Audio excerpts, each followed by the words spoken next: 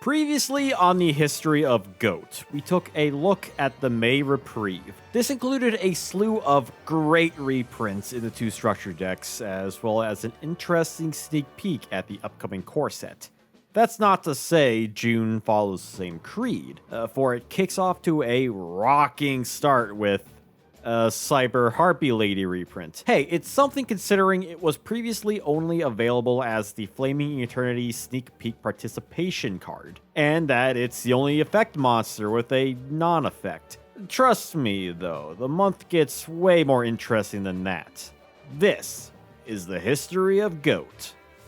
June would fire off not one, not three, but two releases on the first. Let's start with Tournament Pack 6. For those who really wanted those Legacy of Darkness reprints that were omitted from Dark Revelation 1, then this set would make you happy. While it doesn't include a ton of cards in its 20 card set, it is a tournament pack after all, it featured a decent selection like Air Knight Parshath, Last Turn, and the 3 effect fusions. It also included further reprints that were needed, Royal Decree and Restructor Revolution, of which were previously only available in Tournament Pack 4 and Duelist League Series 5 respectively. Not to mention fun OCG imports, where Clown Zombie would be notable for being the strongest level 2 zombie normal monster. Spirit of the Pharaoh fans, rejoice! What's more important are the new cards from TP6, Toon Cannon Soldier, Toon Table of Contents, and Fusion Sage. Toons wouldn't be meta viable, however having a search card is great for the casual strategy, as well as being a solid deck thinner in certain decks that can lead to the new Toon card that deals burn damage, and enabling potential OTKs for those decks who like it. Really, the biggest release here is Fusion Sage, a polymerization searcher. Like Toon Table, this is a great searcher that was a long time coming. Hard to believe a card like this took 4 years into the TCG to see its import. But hey, better late than never. Granted, King of the Swamps was out by this point. It's just now you can save King as a backup or as a fusion sub and let Sage do its job. Would it have been nice if instead of LOD reprints we got further imports like Blue Eyes Ultimate Dragon? Absolutely, but I digress. Then we finally get the core set I've been hyping up since the previous video, the Lost Millennium. This set rocks, or at least it features a lot of rock monsters, some of which would raise some eyebrows such as Mega Rock Dragon, Master Monk, and Medusa Worm. And there were other neat cards you could pull that would help a variety of decks like King of the Skull Servant, Deity Survivor, and Death's Wombat. Alternatively, you may be in search of GX staples since the set introduced cards featured in the anime like Elemental Heroes, even though it was a rather humble beginning. In that regard, you'd have thought this was the first GX set, but I'm unsure about how accurate that is. Rise of Destiny was the final core set to include Yami Yugi on the cover. Flaming Eternity wouldn't include a character on its cover. That is, unless you were in the OCG, where it did in fact include the GX protagonist Jaden. It's all in Series 4, so I wonder if Konami didn't want to wait to capitalize on the premiere of GX, which premiered 1 month prior to Eternity's release, and slapped Jaden on the cover. Otherwise, I'm sure the set would have included E-Heroes at the very least. Which makes it funny that many consider GOAT format to be the culmination of Duel Monsters era Yu-Gi-Oh!, when in actuality it is a GX format. Speaking of GX, many were eyeing the anime-included cover star, Ancient Golem. Golem was seen by some as a demanding yet strong boss monster. It has protection, works with limiter, and pierces through goats. But the downsides were noted, such as a lack of special summoning and back row outside the battle phase. Plus, Bottomless was popular due to Phoenix and Vampire Lord. If we're being honest, the most sought after card in the set was the new spell, Brain Control. Take control of a face-up monster for a turn. This is to Change of Heart as Lightning Storm is to Raigeki. That's to say it's not as strong and arguably better or worse compared to Mind Control depending on who you ask. But it's like another Snatch Steal and lets you attack and tribute the monster, something Mindcon can't. But Mindcon can't target face downs. Thus BrainCon was seen as a strong, albeit balanced card. While the upcoming SJCs wouldn't allow TLM in their card pool, a German UDE tournament appendix mentions TLM's legality on July 1st, so it would only be a matter of time before duelists could uncover cards from 1,000 years ago. In the meantime, there would be a plethora of ruling updates by Kevin Tuert and Dan Scheidegger, the junior game designer at UDE, that would certainly affect the direction of the metagame. Effective June 6, mandatory and optional effects are differentiated. This means ignition effects cannot be activated when a monster is face down, like the Creator Incarnate and Hand of Nephthys. Dark Magician of Chaos can now miss timing if summoned in the middle of a chain. There'd be other rulings, although the big one has to be the battle position rule change. This change allows for you to manually change the position of a monster unless you attacked or summoned it that turn. While that sounds normal by game mechanics, this allows for card effects to majorly affect the game. Say if you summon a Tsukiyomi and flip your own monster face down. Beforehand, that monster would be stuck for a turn, but now you can reflip that monster face up.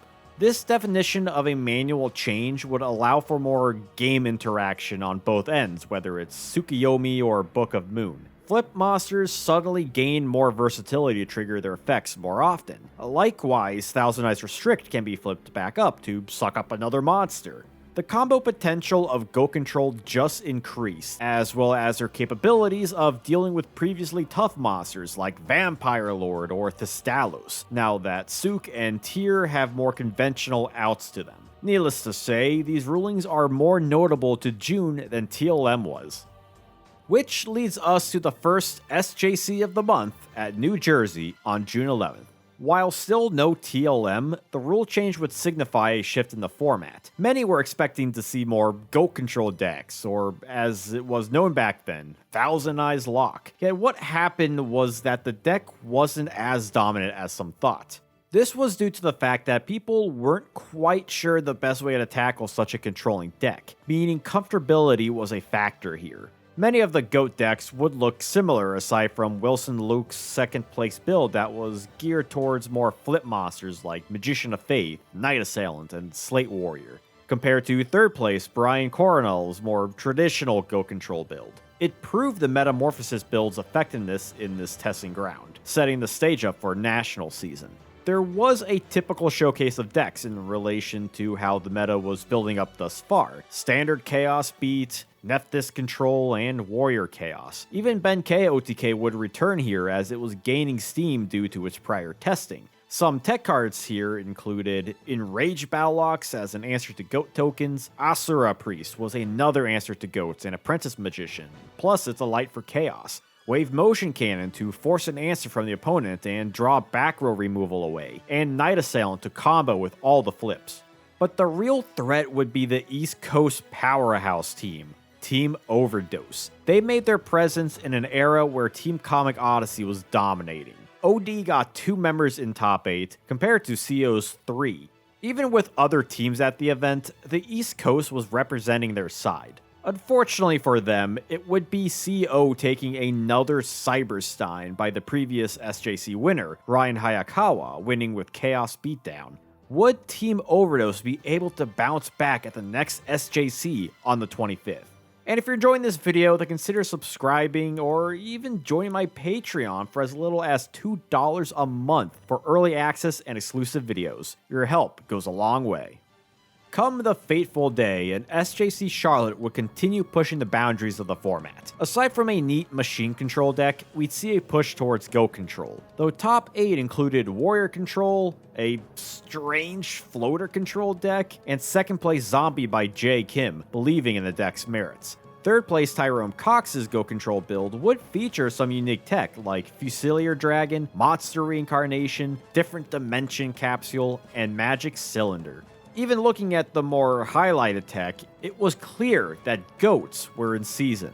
For example, Chain Disappearance was a way to deal with flips and GOATs, or even Terror since the trap will get rid of all copies of Tyr. Gyakugire Panda is similar to Ox in that it punishes GOATs. It worked in both beatdown and as a tech card, especially since it may be bigger than Asura Priest. Big Bang Shot was also used since Ben-K made it work so well. Big Bang Shot plus Trunade was seen as a good combo, and even Big Bang Shot plus Asura. Possessed Dark Soul was another answer to the Thousand Eyes lock. It gives you tier N goats instead of simply destroying them at a widespread level. Yet the largest upset had to be Team Overdose finally pulling out a victory over Comic Odyssey. Yes, their dominance was put to a halt by none other than Anthony Alvarado. His classic-styled GOAT control deck proved to be the correct meta call over zombies, one of the forefather decks of GOAT format. You could even argue that this is where GOAT format truly began. The final release of June would be the Duelist League Series 8 participation card on the 30th. Said card would be Acid Rain, a tribal destruction for machine types. In addition to Exile of the Wicked from Tournament Pack 2, this makes up 2 of the 6 tribal destruction cards the TCG would receive in time for GOAT format. I'm unsure why it took Upper Deck this long to import rather general spells. After all, Warrior Elimination would have been useful against those pesky Warrior decks, or even Breath of Light in lieu of the Lost Millennium's release. But Acid Rain? Well, I suppose you could build a fun DNA Surgery Pac-Man deck. Hey, maybe someone at Upper Deck had it out for that machine control player, who's to say? June 2005 marked not just a shift in the format, but a total game change. Despite the core set being illegal for major events, it was the new rulings that would terraform what was into what it would be known for. A change in philosophy for control decks, as GOAT Control was split between its GOAT Focus build and its Tier Focus build, and Chaos variants were slowly moving away from standard builds as duelists attempted to counter the growing GOAT decks. With July on the horizon and TLM becoming legal for SJCs, what would the meta evolve into next? How would GOATs adapt further? Tune in next time to find out. Duel on, passionate duelist!